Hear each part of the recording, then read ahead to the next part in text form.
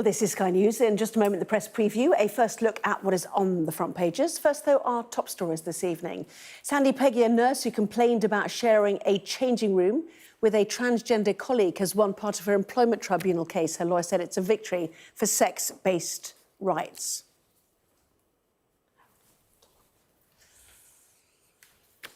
Let's take a look at the time then. Deal to unlock $100 billion for Ukraine is close within days, the newspaper suggests.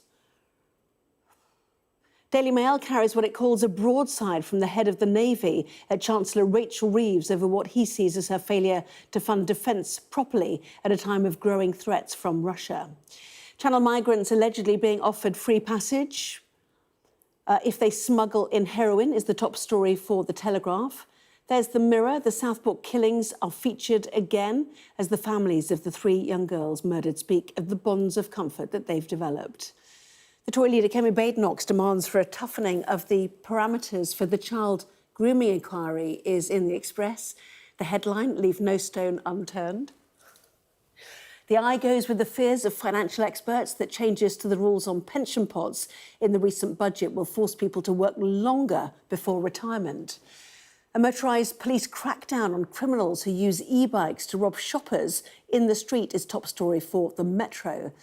News tonight that Paramount is making a rival bid to the planned takeover of Warner Brothers by Netflix is top story for the Financial Times. And finally, the Daily Star says Prime Minister Keir Starmer is joining TikTok despite widespread security fears over the Chinese social media app. So let's bring in Kevin Maguire and Arlene Foster, kicking off, Arlene, with The Times. Yes. And this is about frozen Russian assets and what and how it could be used for Ukraine. Yeah, so the backstory to this, of course, is that President Trump has been pushing very hard in terms of a Russia-Ukraine peace deal.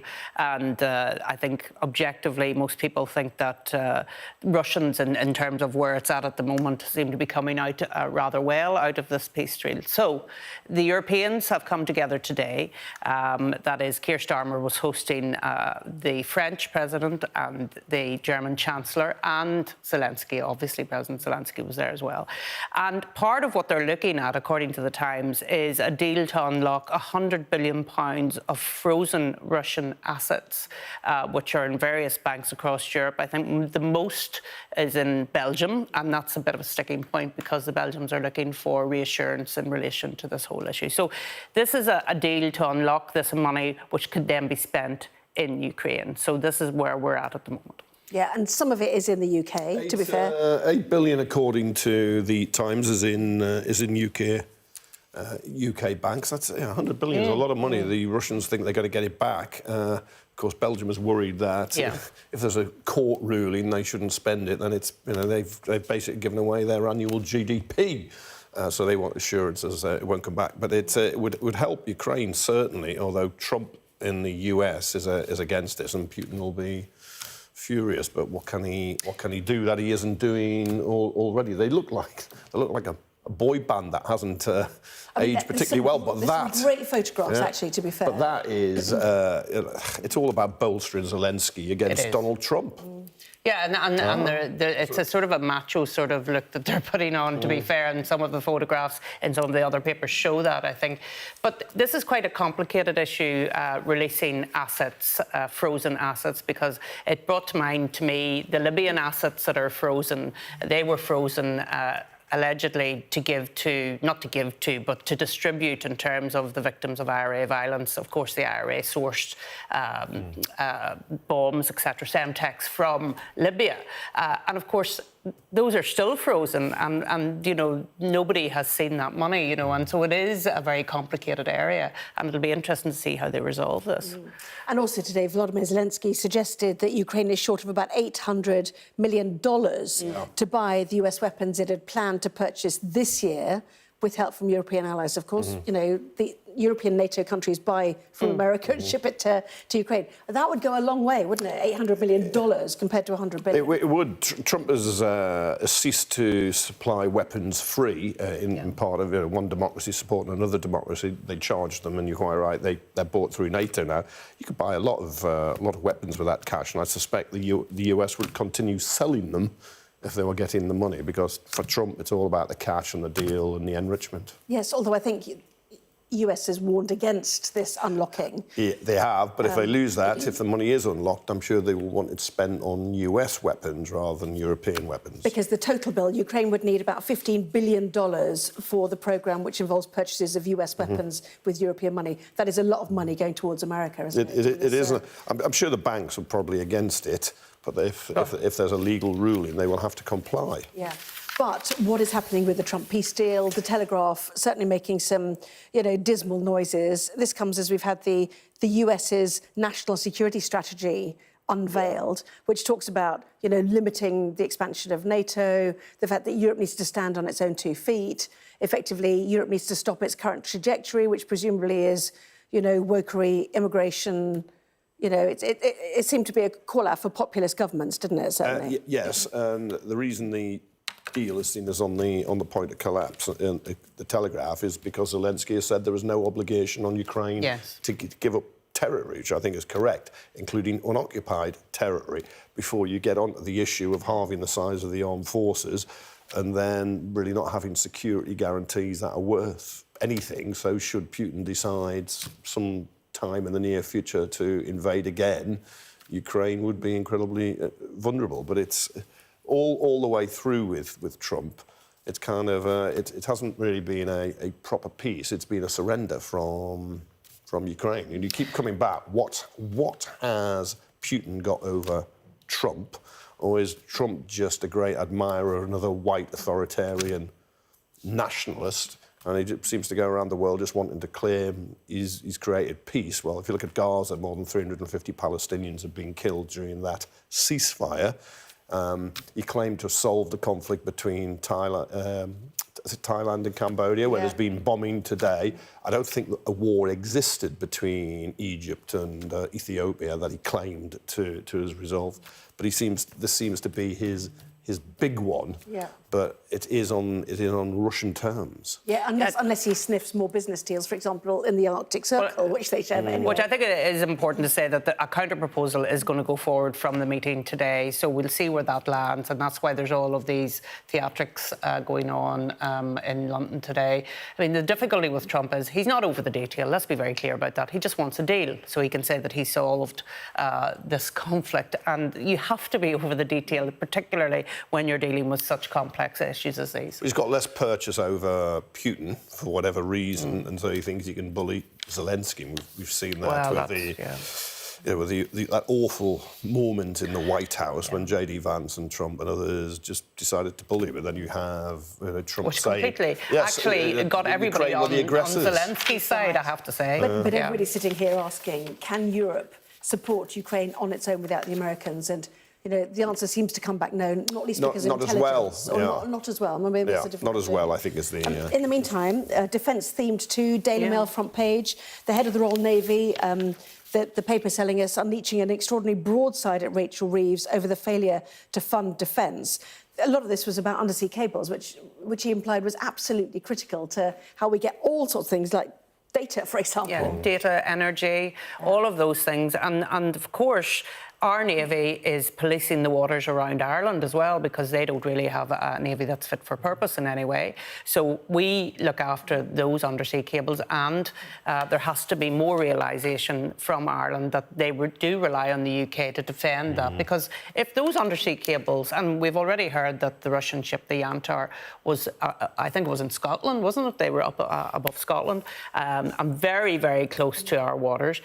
We need to be very aware of this. I know I listen to very important people in the House of Lords who have a defence background, and they are always talking about undersea cables now, and I think that's the #1 issue that is concerning. I'm very disappointed with this, because for me, one of the government's bright spots was actually their defence industrial strategy, and I wanted to see it happening. And now we have the head of the Navy saying, look, we need more cash if we're going to be serious about defending the UK and Ireland, to be honest, then we need to have that cash. We are one of the world's top 6 big defence spenders, but of course there'll be an argument within the MOD whether you spend it on the on the Army, the Air Force or the Navy. He's making a case to defend cables. I think it sounds very, very eminently sensible. Then why did we spend so much money under the last government on aircraft carriers? You could have had a lot of ships to protect cables. We hadn't have...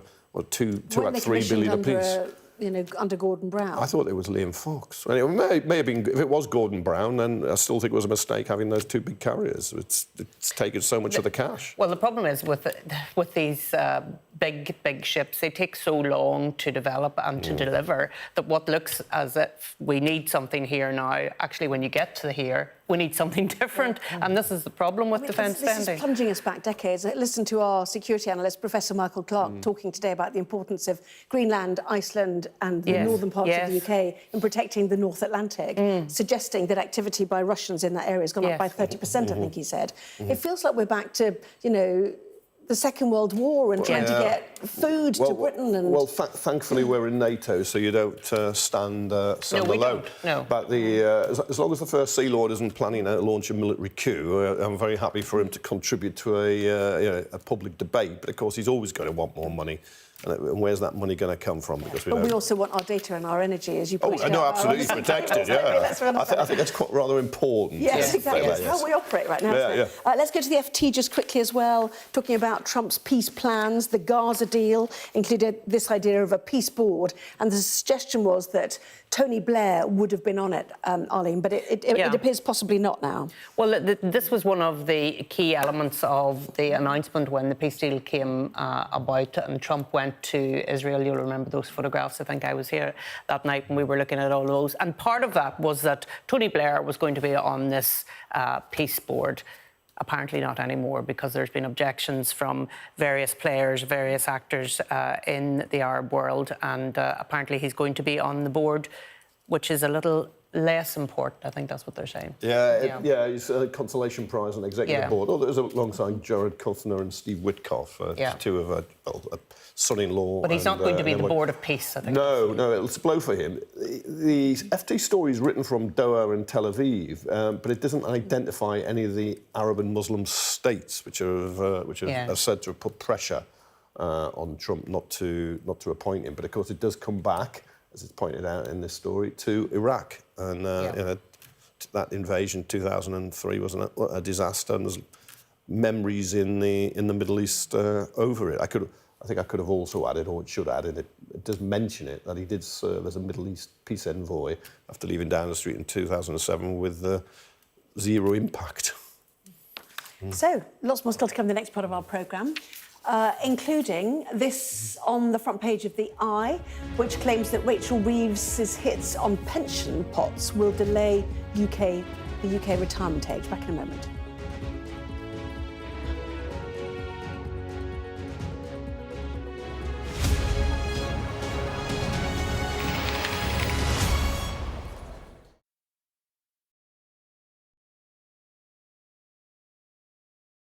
Okay, there's a lot of firing going on. Can you explain to me why? We're journalists, sir.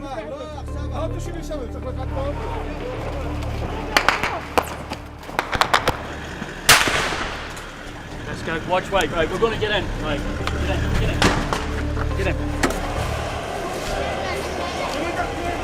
We just want to ask you a few questions about your involvement with ISIS. Next step for them quite often is getting on a boat and sailing illegally over into Europe. Es un solo procesamiento, una sola sacada. Whoa. Oh my goodness. Whoa. Oh my goodness. If you weren't affected, you'd be a bit of a strange person. Turn off the camera, turn around and go away. Thank you very much. Okay, but listen, I told you 3 times. They saw 2 guys, 2 bad people. There's an absolutely packed dinghy. That is what it's like. Sometimes you have to put in an awful lot of hard work. It's worth doing. I suppose it is what we do. The best thing about being a Sky News journalist... My darling. Beth Rigby, Sky News.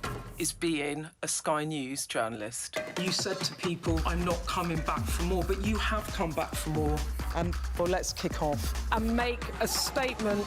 What can our Prime Minister say to you to not impose tariffs? He's coming out! What more do you need? Liberation Day. By popular demand, here we are. Donald Trump. It is quite the story. Wherever it goes, on Trump 100, we go with it. Tell us who you're looking for. Unbelievable we've come to this. Are you overstating the reach and significance of this deal? Not like you said it. From the UK? Why don't you go back to your country where you have a major migrant problem? It was 10 feet from him, and all of a sudden the shots rang out. People impacted. I'll tell you on another day on the podcast what that was all about. Join us wherever you get your podcast. The trauma for everyone who witnessed what happened here hasn't gone away. Devastation. Greg Milam, Sky News, Manchester. The best thing about being a Sky News journalist? I'll take you behind the scenes here for Election Night Live. They have gone up and up. Being a Sky News journalist. Ed Conway, Sky News, is anyone going to talk to us? Mortgage rates did go up very sharply during your time in office. Here it is. First off, just the scale of what we're looking at. Our data shows it's been happening. Question is, why it hasn't been stopped. What's the best thing about being a Sky News presenter?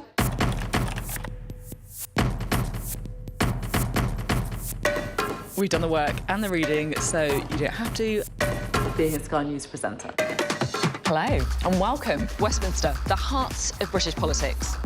I'm so sorry about what happened to you. So what on earth is going on? It's not true. Can I tell you what I think? It's really unusual. Mornings with Richard and Frost. Let's crack on. Let's get started.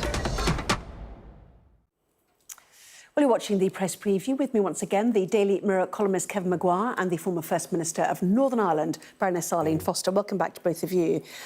Big NHS maternity report out, Arlene. The Times has coverage of this.